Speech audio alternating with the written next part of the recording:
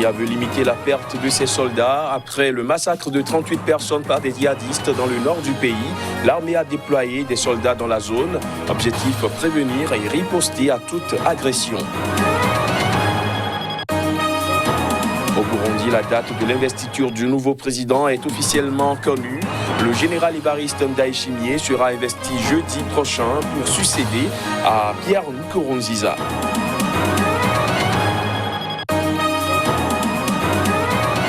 Et puis en Guinée, le président Alpha Condé a annoncé un allègement du couvre-feu dans Conakry. Le chef de l'État a également parlé de la prochaine réouverture des lieux de culte et d'écoles fermés pour contrer le Covid-19. Voilà pour les titres. Bonsoir à tous.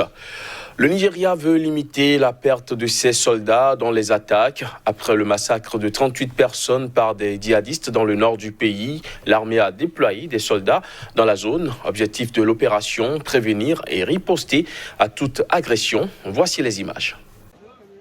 Des djihadistes liés au groupe État islamique en Afrique de l'Ouest ont abattu au moins 38 personnes le week-end écoulé. La garnison de Monguno a également été attaquée un peu plus tard et 15 personnes ont été tuées selon un nouveau bilan. Les combattants à bord de pick-up ont brièvement affronté des membres d'une milice locale d'autodéfense soutenue par le gouvernement avant d'abattre les habitants fuyant le village. Les insurgés ont tué 38 personnes au total. L'armée nigériane a déployé des soldats dans la zone au lendemain de ce week-end meurtrier. Le but visé par cette opération est de prévenir et de riposter à d'éventuelles attaques. Monguno, qui abrite une base militaire et des milliers de personnes déplacées par 10 années de violence islamiste, a été attaqué à plusieurs reprises par le groupe État islamique en Afrique de l'Ouest, faction ayant fait scission en 2016 du groupe Boko Haram ayant prêté allégeance au groupe État islamique. L'ONU s'est déclarée consternée par ces deux attaques dans lesquelles de nombreux civils ont été tués, dont une fillette de 4 ans et au moins 37 blessés. Elle affirme qu'un centre abritant 50 travailleurs humanitaires à Monguno n'avait subi que peu de dégâts, mais semblait avoir été visé directement. Un engin explosif qui ne s'est pas déclenché a été retrouvé à la porte du centre selon l'Organisation des Nations Unies. Une fosse commune renfermant des corps de dizaines de soldats exécutés en 1998 par le régime d'Omar el-Béchir a été découverte à Khartoum. L'annonce a été faite par le procureur de la République. Ces soldats ont été exécutés alors qu'ils tentaient de déserter. La commission chargée d'enquêter sur les meurtres commis dans le camp militaire d'Aïlefoun, au sud-est de Khartoum, a découvert le charnier au cours des 4 derniers jours. Après avoir entendu des témoins, a déclaré le procureur lors d'une conférence de presse dans la capitale soudanaise.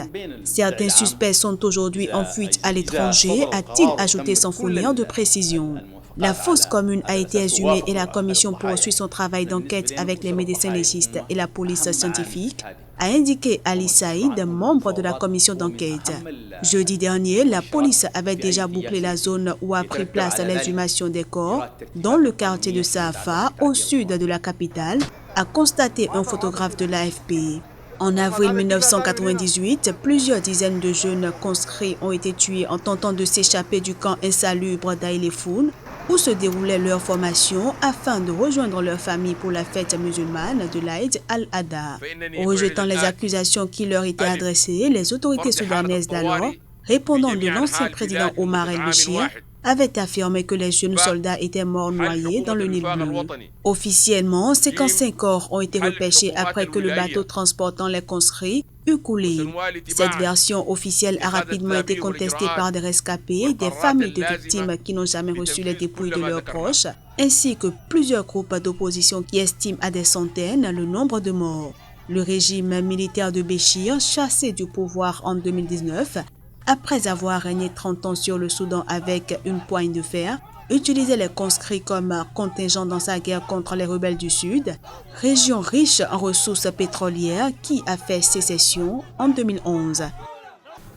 Restons au Soudan où l'ancien président soudanais Omar el-Béchir pourrait ne pas être extradé vers la Cour pénale internationale à La Haye.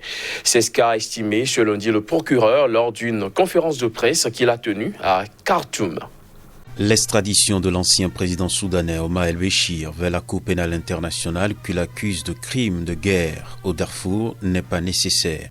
La présence des individus recherchés par la Cour pénale internationale dans ses locaux à La Haye n'est pas requise pour leur jugement. C'est ce qu'a affirmé ce lundi le procureur Tadjelsir El-Ebre. Il a été également évoqué des obstacles juridiques touchant la souveraineté du Soudan qui compliqueraient selon lui l'extradition des prévenus. Mais il n'a pas fourni plus de précisions. Une comparution hors les murs, comme c'est arrivé au Liban ou à Arusha en Tanzanie, pour le génocide rwandais, demeure toujours possible pour les prévenus, dont Omar el-Béchir selon le procureur. L'annonce de son non-extradition survient alors que le chef de milice et proche d'Omar el-Béchir, Ali Koseb, également poursuivi par la CPI pour son implication dans le conflit meurtrier au Darfour, a comparu pour la première fois ce lundi devant la Cour internationale. Ceci après s'être rendu début juin à l'issue de 13 ans de fuite. En février, le gouvernement de transition à Khartoum avait donné son accord pour un transfert des personnes recherchées vers La Haye aux Pays-Bas, sans que cela soit suivi d'effet jusqu'à présent. Chassé du pouvoir en avril 2019, après plusieurs mois de manifestations populaires, Omar el-Béchir, qui est resté 30 ans au pouvoir, a déjà été reconnu coupable de corruption par Khartoum. Il est actuellement détenu dans la prison de Kober, dans la même ville. Au Burundi, la date de l'investiture du nouveau président de la République a été officiellement annoncée. Le général Évariste Ndayishimiye s'installera dans le fauteuil présidentiel dès jeudi prochain pour succéder à Pierre Nkurunziza. Des précisions à travers cet élément. Tout est allé très vite au Burundi depuis vendredi dernier où la Cour constitutionnelle a tranché le débat de la succession de Pierre Nkurunziza en faveur du parti au pouvoir, le CNDD-FDD, qui souhaitait une installation au plus tôt du nouveau président dans ses fonctions. Ceci pour ne pas avoir à gérer une situation compliquée, surtout à cause de l'opposition qui réclamait déjà l'organisation de nouvelles élections. Il a donc été décidé que l'investiture du général Évariste Ndayishimiye, qui devait avoir lieu le 20 août, se fera jeudi prochain à Gitega, soit 10 jours seulement après la disparition de son prédécesseur. Une source médicale à l'hôpital de Karoussi, où Pierre Nkurunziza est décédé, a affirmé qu'il était en détresse respiratoire quand il est mort. Le général Ndayishimiye, dauphin du président sortant désigné par le CNDD-FDD, a été élu pour un mandat de 7 ans renouvelable une fois, après avoir remporté la présidentielle avec 68,70% des voix. L'opposition a dénoncé des fraudes massives, mais son recours a été rejeté par la Cour constitutionnelle. Au Zimbabwe, la justice a refusé la remise en liberté sous caution d'une parlementaire et 2 militantes de l'opposition. Elles sont accusées d'avoir menti en affirmant avoir été enlevées et torturées par la police au mois de mai dernier. Point de remise en liberté sous caution pour Johanna Mamombe, députée du Mouvement pour le changement démocratique, Cecilia Chimbiri et Netsaï Marova, 2 militantes de l'aile jeunesse du parti. Ainsi en a décidé la justice zimbabwéenne à l'issue de leur comparution ce lundi.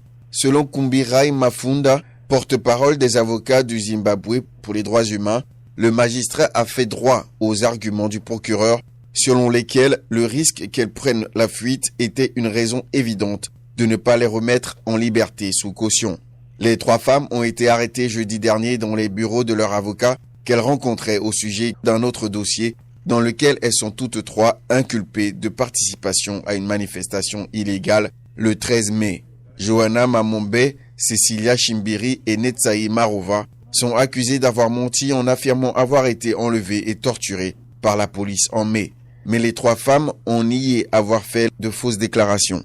Le porte-parole du MDC, Fadzaï Maïré, s'est quant à lui demandé comment elles pouvaient être accusées d'avoir menti sur leur enlèvement et les tortures, alors que leurs blessures prouvent qu'elles ont subi des violences. 9 rapporteurs spéciaux de l'ONU, qui ne parlent pas au nom de l'ONU, mais lui rapportent leurs conclusions, ont appelé le Zimbabwe à abandonner les poursuites contre les 3 femmes et à faire cesser les enlèvements et la torture. En Guinée, le président Alpha Condé a annoncé lundi soir un allègement du couvre-feu dans la capitale Conakry. C'était lors d'une allocution diffusée par la télévision nationale durant laquelle il a également annoncé la prochaine réouverture des lieux de culte et de certaines écoles fermées pour contrer le Covid-19. Les détails. Le président guinéen Alpha Condé a annoncé lundi soir un allègement du couvre-feu dans la capitale Conakry et la prochaine réouverture des lieux de culte et de certaines écoles fermées pour contrer le Covid-19. Dans une allocution diffusée par la télévision nationale, le chef de l'État a invoqué des statistiques encourageantes en ce qui concerne le taux de guérison des malades et la létalité de la maladie. Il a cependant souligné les risques d'un relâchement et indiqué que sous réserve d'approbation par le Parlement, l'état d'urgence décrété le 26 mars dernier serait prolongé de 30 jours. Le couvre-feu en vigueur dans le Grand Conakry de 22h à 5h a été raccourci de 23h à 4h du matin, mais il demeure entièrement levé dans le reste du pays. Entre autres mesures en place, les frontières resteront fermées et le port du masque obligatoire dans l'espace public. Les classes primaires et secondaires devant passer un examen, ainsi que les universités, rouvriront le 29 juin, à condition de faire prendre systématiquement la température, respecter la distanciation sociale, instaurer un lavage systématique des mains et observer le port du masque. Les mosquées et les églises rouvriront le 22 juin dans les préfectures qui n'ont pas enregistré de contamination pendant au moins 30 jours. La Guinée a déclaré 4 572 cas de contamination et 26 décès. Au Cameroun, les employés de l'opérateur de téléphone mobile Nestel ont observé un mouvement de grève illimité. Ceux de la ville de Douala se sont retrouvés devant le siège central de l'entreprise à Akwa pour revendiquer de meilleures conditions de travail. Voici le reportage. Ces travailleurs réclament une kyrielle de revendications selon ce qui est écrit sur les différentes pancartes. Au nombre des exigences des grévistes, la réintégration des employés licenciés abusivement depuis la mise sur pied du syndicat. À ces doléances s'ajoute le respect des normes sécuritaires pour les employés des zones à haut risque, comme le nord-ouest, sud-ouest et l'extrême nord. Des revendications balayées d'un revers de la main par la direction générale. Si fondé, on prendra en compte automatiquement. C'est des droits. Ce qu'ils réclament, mais ce qui nous gêne dans cette opération, c'est des contre-vérités qui sont distillées. Dire par exemple qu'on a coupé les salaires à 50%, c'est faux. Dire qu'il n'y a pas de congé en externe, c'est faux. Sur le terrain, les grévistes campent sur leur position malgré une présence discrète des éléments des forces de l'ordre. Les employés qui se disent abusés comptent à manifester pacifiquement jusqu'à ce qu'ils aient gain de cause. Voilà qui vient refermer cette édition, mesdames, messieurs. Merci de l'avoir suivi.